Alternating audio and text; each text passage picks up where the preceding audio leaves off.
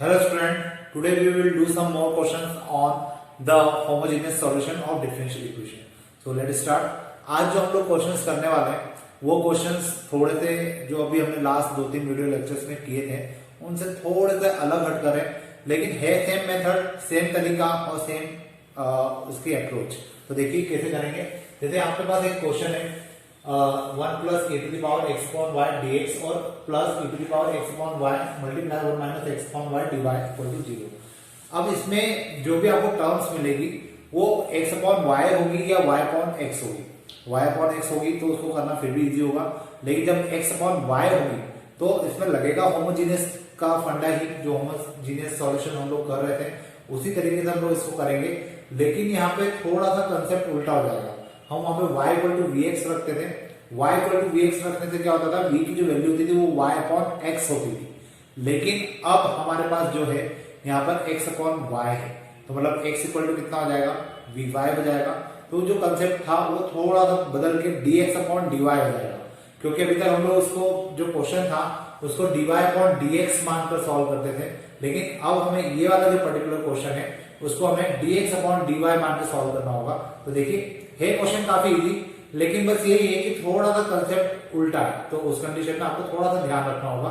तो देखते हैं कि कैसे करेंगे। यहाँ पे सबसे पहले तो हम dx वाले टर्म को उधर ले जाते हैं, e to the power x upon y 1 minus x upon y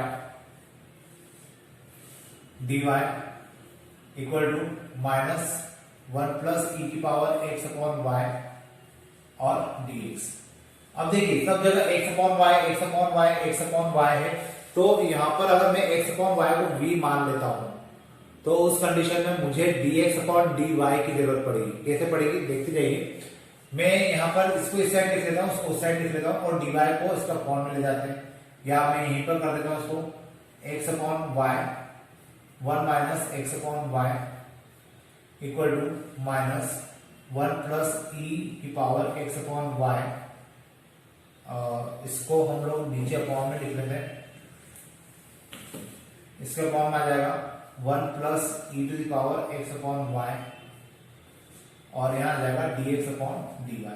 तो देखिए ये जो है x अपॉन y के कारण मुझे इसको dx अपॉन dy के हिसाब से सॉल्व करना पड़ेगा, क्योंकि अदरवाइज फिर मेरे क्वेश्चन में सारे में सब 1 अपॉन v हो जाएगा। तो उस प्रॉब्लम से बचने के लिए हम लोग इसको क्या मान के चलेंगे, dx अपॉन dy। और अब मैं इसको पूरे पलट के लिख देता हूँ, मतलब यहाँ पे dx अपॉन dy हो जाएगा और यहाँ आ जाएगा e to the power x upon y 1 minus x upon y upon 1 plus e to the power x upon y। अब मैं यहाँ पे आपको जो बताना चाह रहा हूँ कि क्वेश्चन किस तरीके से अलग है उसको ध्यान से देखिएगा। x अपॉन y को मैं मान लेता हूँ v, तो ये हो जाएगा x equal to v y. अब अभी तक हम लोग जो रखते हुए आए थे वो क्या था, y equal to v x, ठीक है। अब यहाँ पे आ रहा है x equal to v y.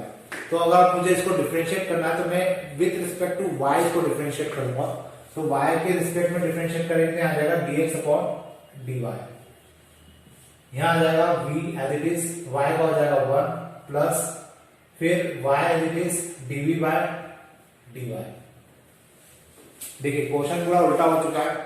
अब हम लोग अभी तक जो करते हुए आ रहे थे वो x के रिस्पेक्ट में होता था, अब हम जो क्वेश्चन कर रहे हैं वो y के रिस्पेक्ट में है। और यहाँ पे इसको देख के समझ में आ रहा है, आपको समझ में आ रहा होगा कि हमने dx अपॉन dy क्यों बनाया, क्योंकि मुझे dx बाय dy की जरूरत पड़ेगी, इसलिए मैंने यहाँ पे भी dx अपॉन dy यूज किया हुआ है। अब इसकी जगह पे हम लोग इसको इक्वेशन 1 दे देता हूँ। मेथड वही है, अप्रोच वही है, बस थोड़ा सा कंसेप्ट उल्टा है। dx अपॉन dy की जगह हम लोग रखेंगे v plus v y dy by dv by dy, और यहाँ पे भी x अपॉन y की जगह रख देंगे हम लोग v। तो देखिए क्या बनेगा, ये v plus y dv by dy equal to e to the power, यहाँ पे आ जाएगा v माइनस माइनस नहीं है मल्टीप्लाई है 1 माइनस v अपॉन में 1 plus e to the power v। अब देखिए क्वेश्चन आपका जो था, पहले के क्वेश्चन जो होते थे वो पूरे क्वेश्चन v और x के फॉर्म में होते थे, क्योंकि हम वहां पे y को रिप्लेस कर देते थे। लेकिन अब हमने क्या किया है, हमने x को रिप्लेस कर दिया, और अब जो क्वेश्चन हमारे पास है वो पूरा y और v के फॉर्म में है। तो इसमें भी हमें वेरिएबल सेपरेबल फॉर्म लगाना है, v वाले एक तरफ y वाले एक तरफ, इस प्रकार से ही हमें इसको सॉल्व करना है। लेकिन अब करने का थोड़ा सा आपको कंसेप्ट समझ में आया होगा कि वो क्वेश्चन और इस क्वेश्चन में फर्क कुछ भी नहीं है, केवल फर्क इतना है कि वो क्वेश्चन x और v में सॉल्व होता था, ये क्वेश्चन y और v में सॉल्व होगा। इससे ज्यादा कोई डिफरेंस इसके अंदर नहीं है। तो आपको बस इसको लिखते समय थोड़ा सा ध्यान रखना है, बाकी का क्वेश्चन काफी इजी है। अब इस v को हम लोग उस साइड ले जाते हैं, तो ये हो जाएगा y dv upon dy equal to e to the power v minus e to the power v into v upon में 1 plus e to the power v minus v। इसका हम लोग एलसीएम लेंगे। इसका एलसीएम लेने के पहले मैं आपको एक बार वापस से क्लियर कर दूं कि मेरे पास एक, क्योंकि मुझे मिटाना है तो मैं एक बार आपको बता दूं कि ये जो क्वेश्चन है, ये क्वेश्चन मुझे देखते हुए समझ में आ गया कि x अपॉन y अगर दिया है तो मुझे x अपॉन y को क्या रखना होगा, v रखना होगा।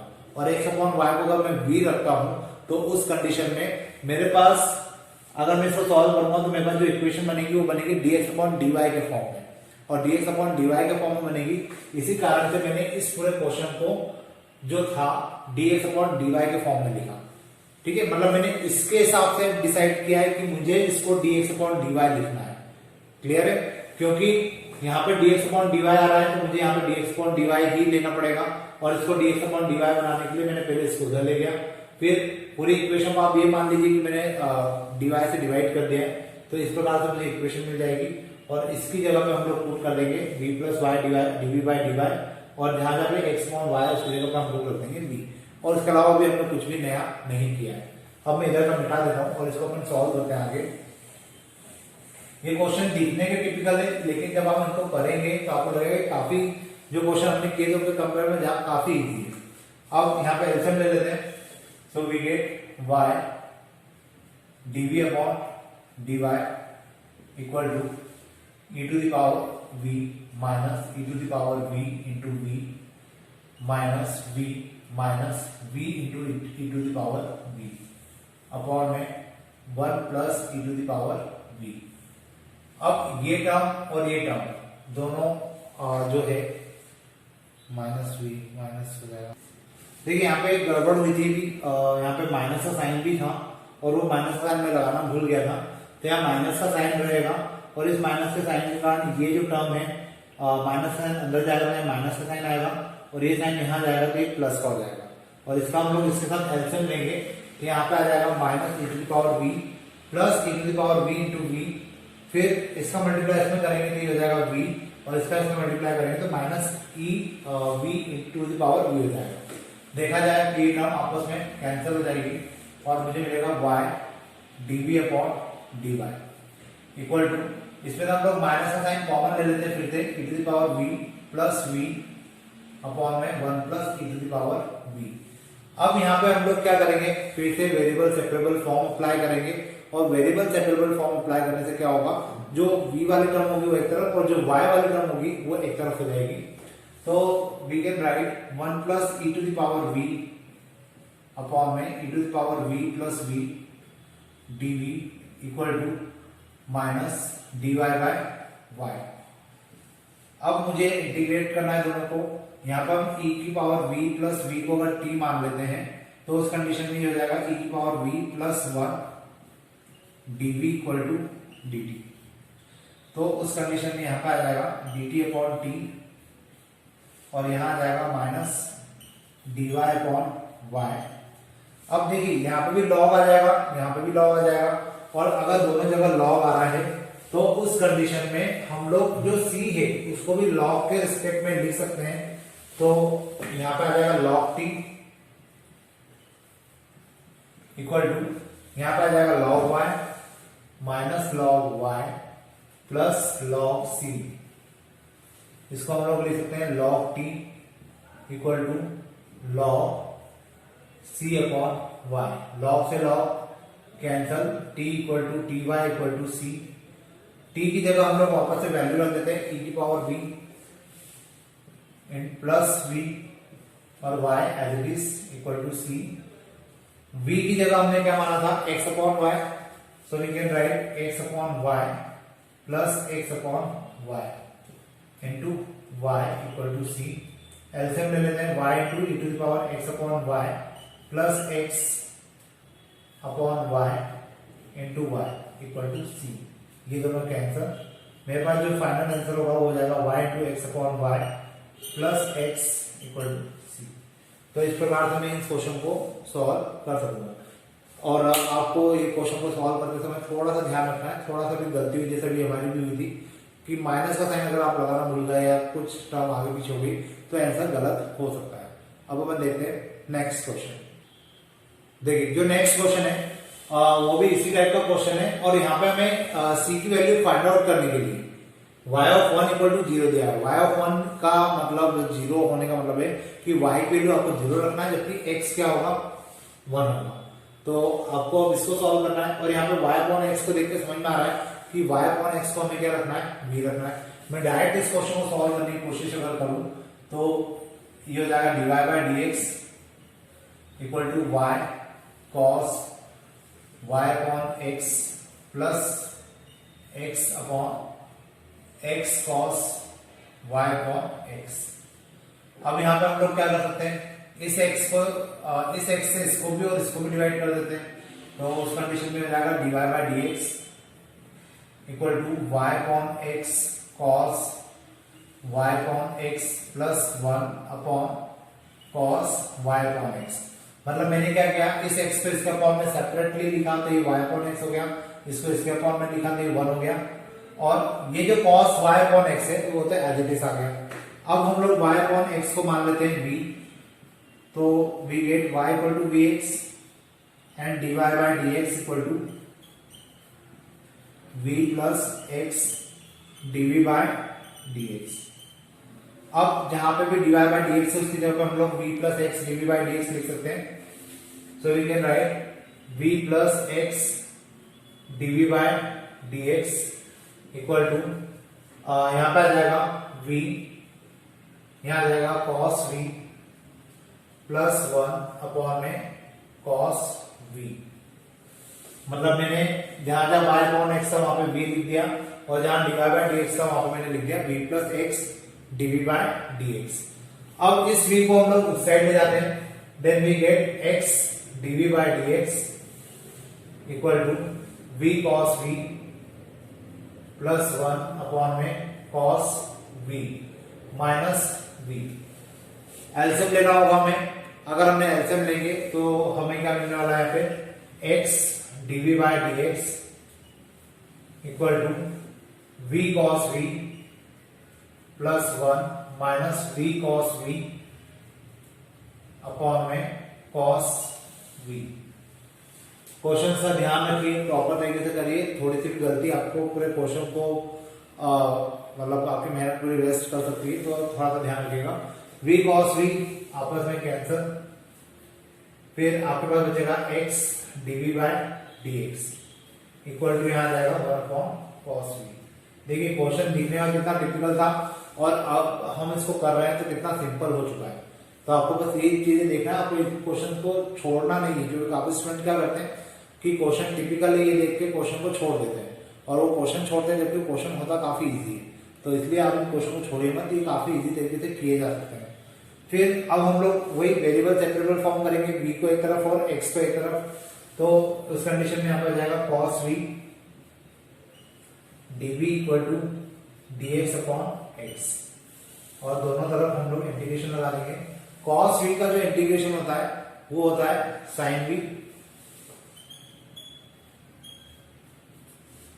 और यहां पर आ जाएगा x plus c। cos v का इंटीग्रेशन sin v हो जाएगा और जो dx अपॉन x है उसका इंटीग्रेशन हो जाएगा x। अब हमें इन्होंने यहाँ पे वैल्यू दी है कि y ऑफ 1 इक्वल टू 0।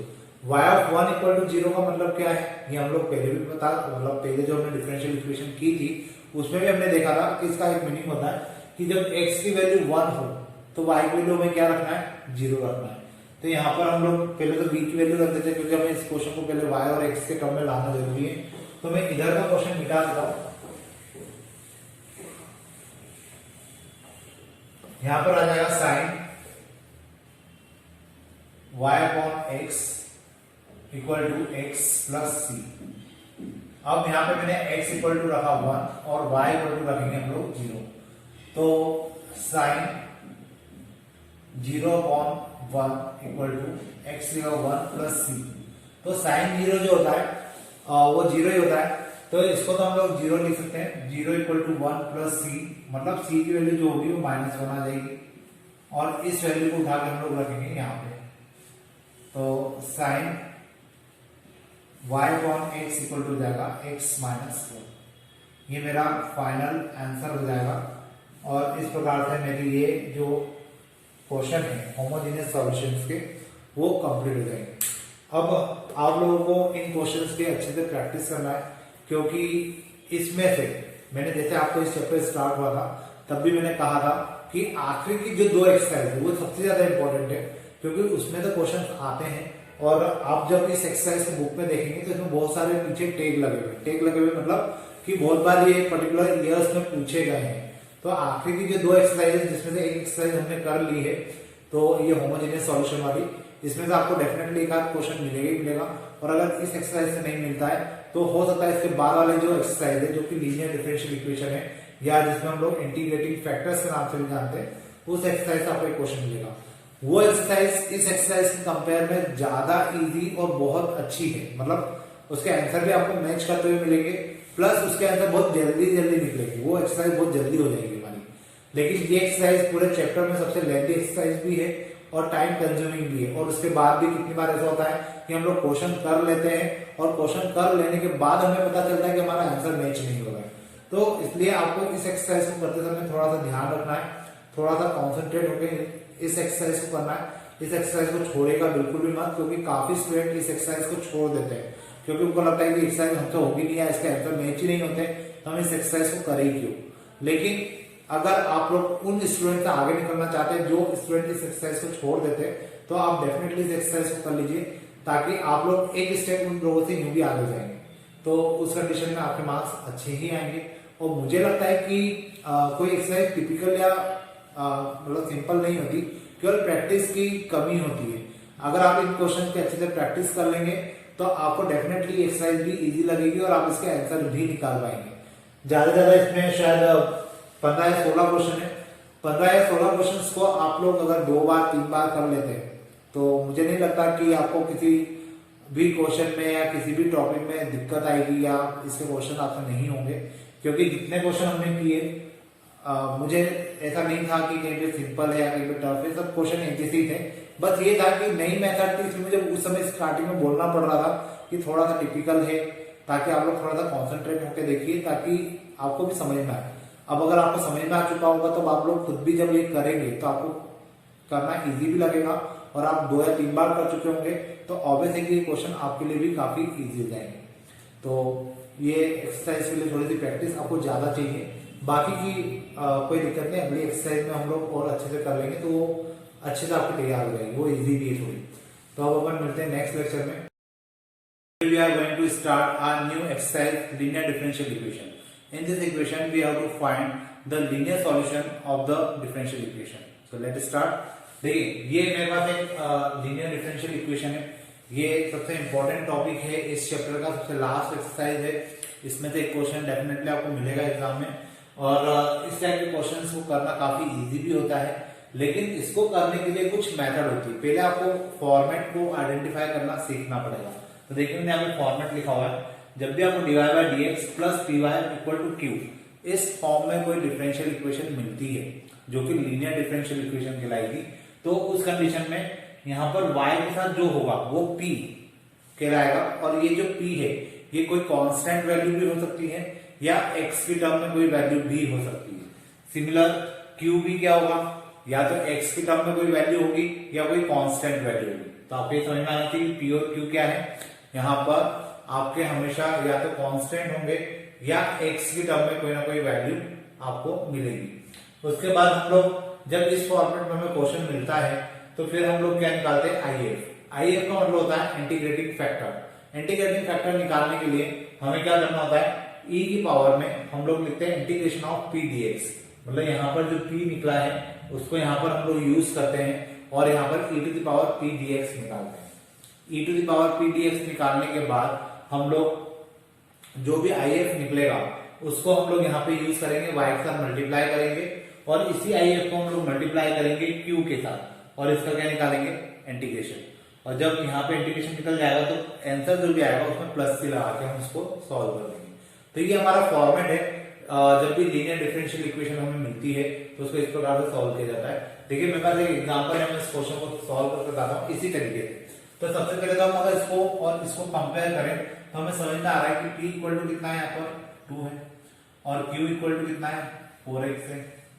अब मुझे यहाँ से निकालना है if का मतलब हो गया इंटीग्रेटिंग फैक्टर, तो यहाँ पर आ जाएगा e to the power p dx। p की जगह हम लोग क्या यूज करेंगे, 2dx, तो उस कंडीशन में ये हो जाएगा e to the power 2x। अब मुझे इस e to the power 2x को एज आई एफ मानते हुए इस फॉर्मूले में रखना है। तो यहां पर आ जाएगा y into e to the power 2x equal to integration of e to the power 2x into q की जगह आ जाएगा 4x। अब मुझे इसमें इसको अगर सॉल्व करना है तो यहाँ पर 4 तो कांस्टेंट है, x को हम लोग क्या मानेंगे यहाँ पर फर्स्ट फंक्शन और e to the power 2x क्या हो जाएगा सेकंड फंक्शन, और फिर यहाँ लगेगा बाय पार्ट्स। तो y into e to the power 2x equal to 4x into e to the power 2x। ये मेरा फर्स्ट फंक्शन और ये सेकंड फंक्शन। फर्स्ट फंक्शन और सेकंड फंक्शन के बीच में हम लोग बाय पार्ट्स अप्लाई करेंगे। तो बाय पार्ट्स अप्लाई करने के बाद हम लोग इसको सॉल्व कर पाएंगे। तो देखिए कितना आता है, y into e to the power 2x equal to 4 times first function as it is, यहाँ पे फर्स्ट फंक्शन हमने एज इट इज रखा है। सेकंड फंक्शन में इंटीग्रेशन, याद करिए मेथड हम लोगों ने पढ़ी थी, e dx हो जाएगा यहाँ पर, फिर minus integration of dy dx of first function मतलब x आ जाएगा, integration of e to the power 2x dx और फिर इसका भी इंटीग्रेशन होगा और फाइनली ये ब्रैकेट क्लोज हो जाएगा। तो यहाँ आ जाएगा y dot e to the power 2x equal to 4x into e to the power 2x upon 2 minus यहाँ आ जाएगा 1 multiply e to the power 2x upon 2 dx। अभी एक बार का और इंटीग्रेशन बाकी है। अब इसको हम लोग क्या लिख सकते हैं, y multiply e to the power 2x equal to 4x e to the power 2x upon 2 minus e to the power 2x upon 4। अब मैं यहाँ पे एलसीएम भी ले लेता हूं और e to the power 2x को कॉमन भी निकाल लेता हूं। तो देखिए क्या हो जाएगा, y into e to the power 2x equal to 4 e to the power 2x, यहां पर आ जाएगा 2 का मल्टीप्लाई यहां आ जाएगा 2x माइनस 1 अपॉन 4, ये 4 से 4 कैंसिल प्लस c। अब देखा जाए तो मेरा फाइनल आंसर है, लेकिन हाँ इसको भी हम लोग और थोड़ा सा सॉल्व कर सकते हैं। e to the power 2x को हम लोग उस साइड में ले जा सकते हैं। So we get y equal to 2x minus 1 and plus c e to the power minus 2x। तो ये मेरा फाइनल आंसर हो जाएगा, या ये मेरी जनरल सॉल्यूशन हो जाएगा किसी डिफरेंशियल इक्वेशन का। होपफुली आपको समझ में आया होगा कि किस प्रकार से क्वेश्चन हो क्या है। अब अपन देखते हैं नेक्स्ट क्वेश्चन। देखिए जो नेक्स्ट क्वेश्चन है वो भी लीनियर डिफरेंशियल इक्वेशन का ही है। अगर आपको फॉर्मेट याद है dy by dx plus py equal to q, तो आप इस क्वेश्चन को डायरेक्टली कर सकते हैं। यहाँ पे p इक्वल टू हो जाएगा 2 और q हो जाएगा sin x। अब हम लोग यहाँ पे क्या करेंगे, हम लोग निकालेंगे if। अगर if निकालना है, ये निकलता है e to the power p dx के हिसाब से। if इक्वल टू हो जाएगा कितना, e to the power p dx, मतलब we can write 2dx। if equal to e to the power 2x। अब हमें यहाँ पे लिखना होगा y का multiply e to the power मतलब if के साथ, तो e to the power 2x equal to यहाँ आ जाएगा e to the power 2x into q की जगह आ जाएगा sin x। अब देखिए इसको अगर मुझे सॉल्व करना है तो मुझे इसको i मानते हुए सॉल्व करना पड़ेगा। इस टाइप क्वेश्चन हमने सॉल्व किए थे जिसमें बार बार sin x जनरेट होगा, और बार बार sin x जनरेट होगा तो इसको सॉल्व करने के लिए हमें एक अलग से स्टेप्स करना पड़ेगी। तो इस क्वेश्चन को हम यहीं पे स्किप करके पहले इसको सॉल्व करते हैं। तो इसको हम लोग मान लेते हैं i integration of e to the power 2x sin x। ये हो जाएगा हमारे लिए फर्स्ट फंक्शन और ये हो जाएगा second function. I equal to यहां पे आ जाएगा sin x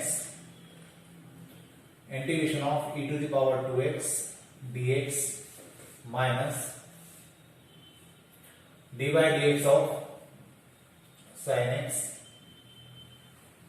integration of e to the power 2x dx और इस पूरे का फिर से dx। अब हम लोग क्या करेंगे, I इक्वल टू यहां हो जाएगा e to the power 2x sin x upon 2 minus यहां आ जाएगा cos x e to the power 2x upon 2। अब अगर आप लोग ध्यान से देखें तो इसमें फिर से क्या करना है, बाय पार्ट्स लगाना पड़ेगा और फिर से इसमें बाय पार्ट्स लगेगा। इसी कारण से मैंने इसको अलग से लेकर I के इक्विवेलेंट सॉल्व किया हुआ है। मैं आपको एक और बार बता दूं कि इसका डायरेक्ट फॉर्मूला होता है, अगर आपने इंडेफिनिट इंटीग्रल ध्यान से देखा होगा जब हमने उसके लेक्चर्स बनाए थे तो उसमें इसका डायरेक्ट फॉर्मूला मैंने बताया था। आप लोग चाहे तो डायरेक्ट फॉर्मूला भी यूज कर सकते हैं, लेकिन अगर ये क्वेश्चन 5 मार्क्स का है या 4 मार्क्स का है तो डेफिनेटली आपको पूरी प्रॉपर स्टेप्स करना चाहिए। तो मैं इसलिए प्रॉपर स्टेप्स के साथ इसको कर रहा हूँ। तो अब यहाँ पे हम लोग क्या कर सकते हैं, फिर से हम लोग बाय पार्ट्स अप्लाई करेंगे। e to the power 2x into sine x upon 2 minus 1/2 integration of cos x into e to the power 2x। ये हो जाएगा फर्स्ट फंक्शन और ये हो जाएगा second function. I equal to e to the power 2x into sine x upon 2 minus 1/2 यहां आ जाएगा cos x integration of e to the power 2x minus dy dx of cos x integration of e to the power 2x dx and again dx और यहां पे हो जाएगा bracket बंद। I equal to e to the power 2x into sine x upon 2 minus 1/2 यहां आ जाएगा e to the power 2x into cos x upon 2 plus इस cos x का हो जाएगा sin x माइनस का और वो माइनस इसको प्लस बना देगा। यहां आ जाएगा integration of sin x e to the power 2x upon 2। अब इसके बाद हम लोग क्या करेंगे, ये माइनस को 1/2 अंदर ले जाते हैं।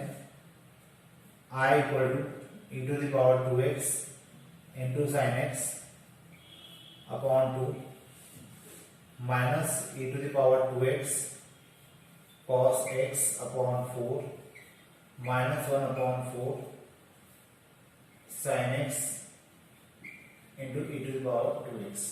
अब अगर आप लोग ध्यान से देखें तो ये जो था ये तो हमारे पास I है, तो मैं इसको I लिख सकता हूं और जब मैं इसको I लिखूंगा तो देखिए क्या हो जाएगा यहाँ पे I equal to e to the power 2x sin x upon 2 minus e to the power 2x cos x upon 4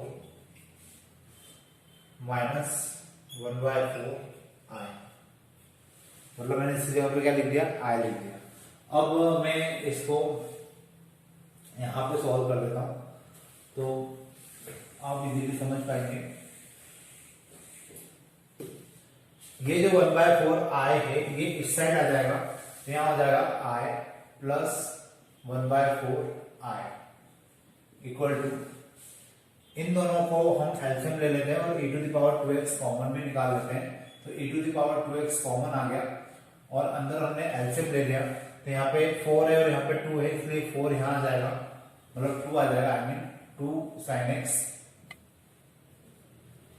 minus cos x और अपॉन में आ जाएगा 4। इस प्रकार से हमने इसको सॉल्व किया है। अब यहाँ पे इसका एलसीएम लेते हैं तो ये हो जाएगा 4i plus i upon 4 e to the power 2x upon 4 2 sin x minus cos x। ये 4 से 4 cancel, 5i equal to e to the power 2x 2 sin x minus cos x। ये 5 नीचे आ जाएगा तो i की जो वैल्यू होगी वो हो जाएगी e to the power 2x upon 5 2 sin x minus cos x। इस वैल्यू को हम लोग कहाँ रखेंगे, इक्वेशन 1 में। मतलब ये हमने i कंसिडर किया था, याद हो तो अभी इसको मिटाने के लिए हमने इसको i माना था और इसकी वैल्यू ये आ गई थी। तो मतलब मैं सीधे सीधे यहाँ लिख सकता हूँ y into E to the power 2x equal to, इसकी जगह पे ये पूरा आ जाएगा e to the power 2x upon 5 2 sin x minus cos x plus c। ये इसका आंसर हो जाएगा। मैंने डायरेक्ट आंसर लिखा है क्योंकि इसको हमने i मानते हुए ये पूरा सॉल्व किया है और इसको पूरा i मानते हुए सॉल्व किया है, तो इसकी वैल्यू ये आ गई और इस वैल्यू को जब हम लोग इसकी जगह पर पुट करेंगे तो ये हमारा फाइनल आंसर हो जाएगा। हम लोग चाहे तो e की पावर 2x को उधर ले जा सकते हैं, तो क्वेश्चन हमारा थोड़ा सा और चेंज हो जाएगा। तो देखिए क्या आ जाएगा इसका आंसर फाइनल, ये हो जाएगा y equal to 1 upon 5 2 sin x minus cos x plus c e to the power minus 2x। ये फाइनल आंसर होगा जो हम लोग differential equation, linear differential equation लेके चले थे। होपफुली आपको समझ में आया होगा। अब हम लोग इसी के आगे के और थोड़े से क्वेश्चंस करते हैं, उससे आपकी और अच्छी ग्रिप बनेगी। तो अपन अब देखते हैं नेक्स्ट क्वेश्चन। देखिए जो नेक्स्ट क्वेश्चन है उसमें हम लोग क्या करने वाले हैं, वापस से ये एक लीनियर डिफरेंशियल इक्वेशन है और इसमें हम लोग आइडेंटिफाई कर सकते हैं कि dy बाई dx किसके इक्विवेलेंट है, py plus py equal to q थे। तो मतलब यहाँ पर हम लोग इजीली आइडेंटिफाई कर सकते हैं कि p कौन है और q कौन है।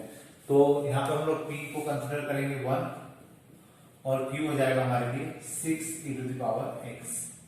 इसके बाद हम लोग निकालेंगे if और इसको निकालने के लिए हम लोग यूज करते हैं e p dx। if equal to e, यहाँ p की जगह आ जाएगा 1 dx, if इक्वल टू हो जाएगा e की पावर x। अब मुझे y के साथ मल्टीप्लाई करना होगा e की पावर x का और यहाँ आ जाएगा e की पावर x इंटू 6 e की power x, then y into e की power x equal to 6 e की पावर 2x। अब बस मुझे इसको इंटीग्रेट करना है, तो यहाँ आ जाएगा y इंटू e की power x equal to 6 e की power 2x upon 2 plus c, y equal to e की पावर x अपॉन 2, सॉरी यहाँ पे 2 से अपन इसको कैंसिल भी कर सकते हैं, 3 हो जाएगा, 3 आ जाएगा प्लस c e की पावर माइनस x। ये मेरा फाइनल इसका आंसर हो जाएगा। अब आप लोग खुद भी देख सकते हैं कितना इजी क्वेश्चन था ये, और यही क्वेश्चन एग्जाम में 4 मार्क्स का या 5 मार्क्स का पूछ लिया जाता है। अब अपन देखते हैं नेक्स्ट क्वेश्चन। देख जो नेक्स्ट क्वेश्चन है वो भी कुछ इसी टाइप का है। अगेन p इक्वल टू कितना हो जाएगा यहाँ पे -4 और q हो जाएगा e to the power 2x। मैं यहाँ पे if निकालूंगा, तो if निकालते तो ये हो जाएगा e की पावर में p dx। if equal to यहाँ हो जाएगा e की पावर p dx मतलब -4 dx। if equal to e की पावर -4x। अब हम लोग y के साथ इसको मल्टीप्लाई करें तो यहाँ आ जाएगा e की पावर -4x इंटू e की पावर 2x। y e की power -4x equal to e की power -2x।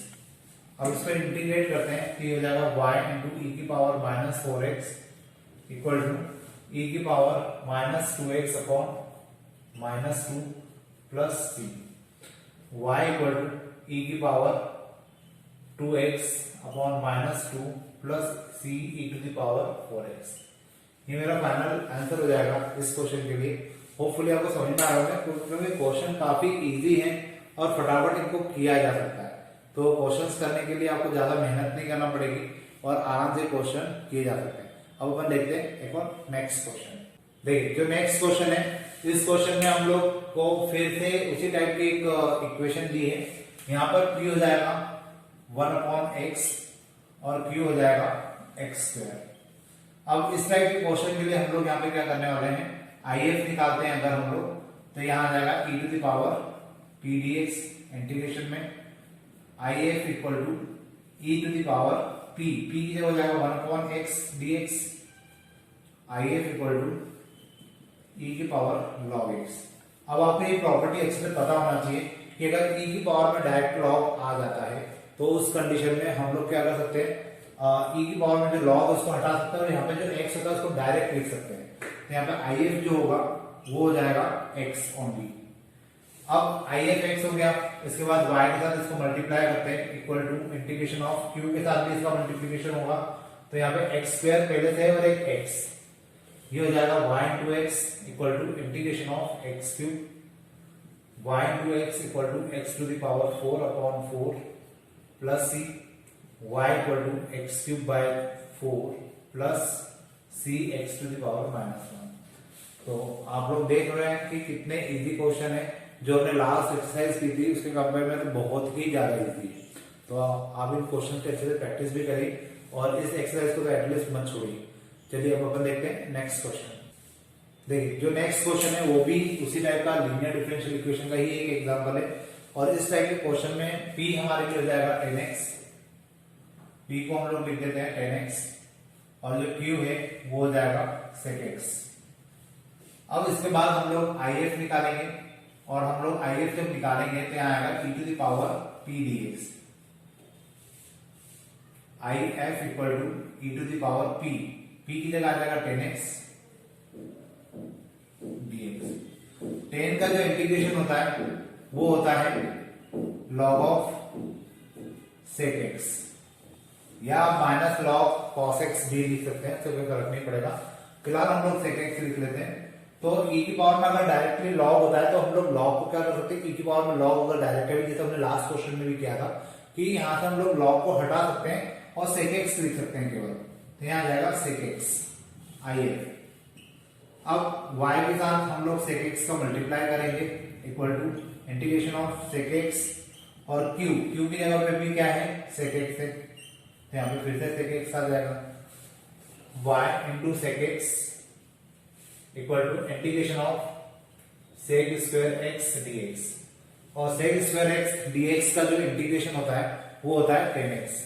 Then we get y into sec x equal to 10x dx। Sorry dx तो नहीं आएगा क्योंकि इंटीग्रेशन हो गया है, तो y equal to 10x plus c जरूर आएगा, तो प्लस c यहां लिख देते हैं। y equal to 10x upon sec x plus c upon sec x। y equal to यहाँ पे 10 को लिख सकते हैं sin अपॉन cos और sec को लिख सकते हैं 1 अपॉन cos। तो cos से cos कैंसिल, यहां बचेगा केवल sin x plus c cos x। ये मेरा आंसर हो जाएगा। इस प्रकार से मैं क्या कर सकूंगा, जो लीनियर डिफरेंशियल इक्वेशन है उसको हम लोग सॉल्व कर पाएंगे। अब इसके बाद एक लेक्चर और इसी पर्टिकुलर एक्सरसाइज के ऊपर हम लोग कंटिन्यू करेंगे आगे, ताकि आपके इस पे अच्छे से ग्रिप बन सके। आज के लिए फिलहाल अपन इतने ही रखते हैं। Thank you.